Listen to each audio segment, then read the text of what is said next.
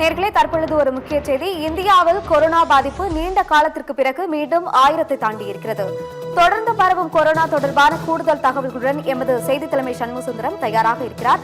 சண்முகசுந்தரம், வணக்கம். இது குறித்தான விவரங்களை வழங்கலாம். நிச்சயமாக நிகிதா, நீண்ட காலத்திற்கு பிறகு, அதாவது பல மாதங்களுக்கு பிறகு மீண்டும் இந்தியாவிலே கொரோனா ஒரு குறிப்பிடத்தக்க எண்ணிக்கையிலே பாதிப்பை ஏற்படுத்தியிருக்கிறது. தற்போது இந்தியாவில் அதிகாரப்பூர்வமாக மத்திய சுகாதாரம் மற்றும் குடும்ப நல அமைச்சகத்தின் அண்மை தகவல், அதாவது இன்று காலை 8 மணி நிலவரப்படி இந்தியாவில் தற்போது 1009 பேர் கொரோனா தொற்றால் பாதிக்கப்பட்டுள்ளனர் என அதிகாரப்பூர்வமாக அறிவிக்கப்பட்டிருக்கிறது. 1009 பேர் கொரோனாவால் பாதிக்கப்பட்டிருக்கின்றனர். இதில் இதுவரை 7 பேர் பலியாகி இருக்கிறார்கள் என்பதும் குறிப்பிடத்தக்கது. என்றால் மிகவும் கவனிக்கத்தக்கது, 7 பேர் இதுவரை பலியாகி இருக்கிறார் கடந்த 10 நாட்களில். அதாவது மகாராஷ்டிராவிலே 4 பேர், கேரளாவிலே 2 மற்றும் கர்நாடகத்தில் 1 என மொத்தம் 7 பேர் உயிரிழந்திருக்கிறார்கள். இதிலே உயிரிழந்த 7 பேரில் 5 பேருக்கு மற்ற இணை நோய்கள் இருந்திருக்கின்றன.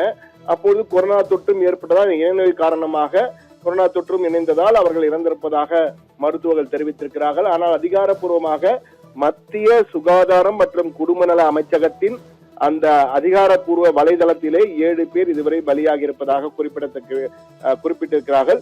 எனவே அது கவனிக்கத்தக்க அம்சமாக இருக்கிறது. ஆனால் இந்த தற்போது பரவும் கொரோனா வகையால் பாதிப்பு பெரிதாக இல்லை, அச்சப்பட தேவையில்லை என கூறுகிறார். இணை நோய் இருப்பவர்கள் மற்றும் வயதானவர்கள் மட்டும் சற்று கவனத்துடன் இருக்க வேண்டும் என்று கூறியிருக்கிறார்கள். தற்போது 2 வகை புது வகை கொரோனா திரிபுகள் தான் பரவி வருகின்றன. இந்தியா மட்டுமல்ல, ஆசிய நாடுகள் அனைத்துமே பரவி வருகின்றன. N8.1.8.1 என்ற ஒரு வகை மற்றும் LF.7 என்ற ஒரு வகை என 2 திரிபுகள் தான். JN1 வகை, ஒமிக்ரான் வகை. ஒமிக்ரான் என்றால் எளிதாக எல்லாருக்கும் புரிய வேண்டும். டெல்டா என்று எளிதாக, டெல்டா தான் மிக மோசமான பாதிப்பை ஏற்படுத்தியது. பிறகு காமா வந்தது. அதற்கு பிறகு தற்போது ஒமிக்ரான் என்ற வகை பரவியது. அந்த ஒமிக்ரானில் இருந்து 2 திரிபுகளாக கொரோனா திரிந்து தற்போது 2 வகை கொரோனாக்களாக பரவி வருகின்றன. இதன் பாதிப்பு தான் சிங்கப்பூர், மலேசியா, அதே போன்று தாய்லாந்து, வியட்நாம், சீனா போன்ற நாடுகளில் இருந்தது. தற்போது இந்தியாவிலும் பரவ ஆரம்பித்து 4 இலக்கத்தை எட்டியிருக்கிறது. 1009 பேர் பாதிக்கப்பட்டிருக்கிறார்கள். அதிலே அதிகபட்சமாக நீங்கள் பார்த்தீர்கள் கேரளத்திலே 430 பேர் பாதிக்கப்பட்டிருக்கிறார்கள். மகாராஷ்டிராவிலே 209 பேர் பாதிக்கப்பட்டிருக்கிறார்கள். டெல்லியிலே 104 பேர் பாதிக்கப்பட்டிருக்கிறார்கள். அதற்கு அடுத்தபடியாக குஜராத் 83, அதன் பின் தமிழ்நாட்டிலே 69 பேர் பாதிக்கப்பட்டிருக்கிறார்கள். இந்த 69 என்பது சில தினங்களுக்கு முன்பே வந்தது. அதன் பின் பெரிய அளவு பாதிப்பு தமிழகத்தில் இல்லை என்பது குறிப்பிடத்தக்கது. கர்நாடகத்திலும் குறைந்திருக்கிறது. கர்நாடகத்திலே 47 பேர் பாதிக்கப்பட்டிருக்கிறார்கள். எனவே ஒட்டுமொத்தமாக பார்க்கும்பொழுது 1009 பேர் இந்தியாவிலே பாதிக்கப்பட்டிருக்கிறார்கள். இன்று காலை 8 மணி நிலவரப்படுகிறது. அதே போல் இறப்பு என்பது ஏற்கனவே நான் குறிப்பிட்டது போல மகாராஷ்டிராவில் 4 பேர், கேரளத்திலே 2 பேர், கர்நாடகத்தில் 1 என 7 பேர் பலியாகி இருக்கிறார்கள். இந்த 7 பேரிலே 5 பேருக்கு மற்ற இணை நோய்கள் இருந்திருக்கின்றன. கொரோனா தொற்றும் ஏற்பட்ட காரணமாக அவர்கள் உயிரிழந்திருக்கிறார்கள் என மருத்துவர்கள் தெரிவித்திருக்கிறார்கள். டெல்லியிலும் தற்போது திடீரென கடந்த 2 தினங்களாக டெல்லியிலே கொரோனா பரவல் என்பது அதிகரித்திருக்கிறது.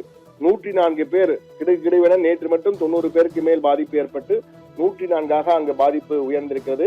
எனவே கொரோனா பரவல் என்பது தற்போது கொஞ்சம் கொஞ்சமாக அதிகரிக்க ஆரம்பித்திருக்கு என்பதுதான் யதார்த்தம். ஆனால் கவனமாக இருக்க வேண்டும் என்றும் சுகாதாரத்துறை சார்பிலே அனைத்து மாநில சுகாதாரத்துறையும் தற்போது அறிவுறுத்தல்களை வெளியிட்டிருக்கின்றன.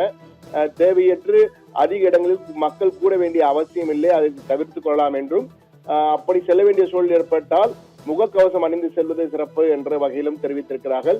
ஆனால் கர்நாடகம், டெல்லி, மேற்கு வங்கம் ஆகிய அட்வைசரியாகவே கொடுத்திருக்கிறார்கள்.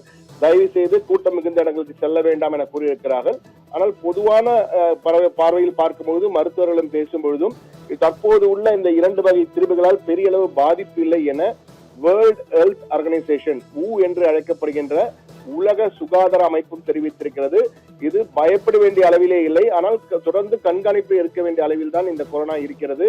எனவே அச்சம் கொள்ள தேவையில்லை, ஆனால் மிக மிக கவனமாக இருக்க வேண்டும் என அறிவுறுத்தல் கொடுக்கப்பட்டிருக்கிறது. நிகிதா.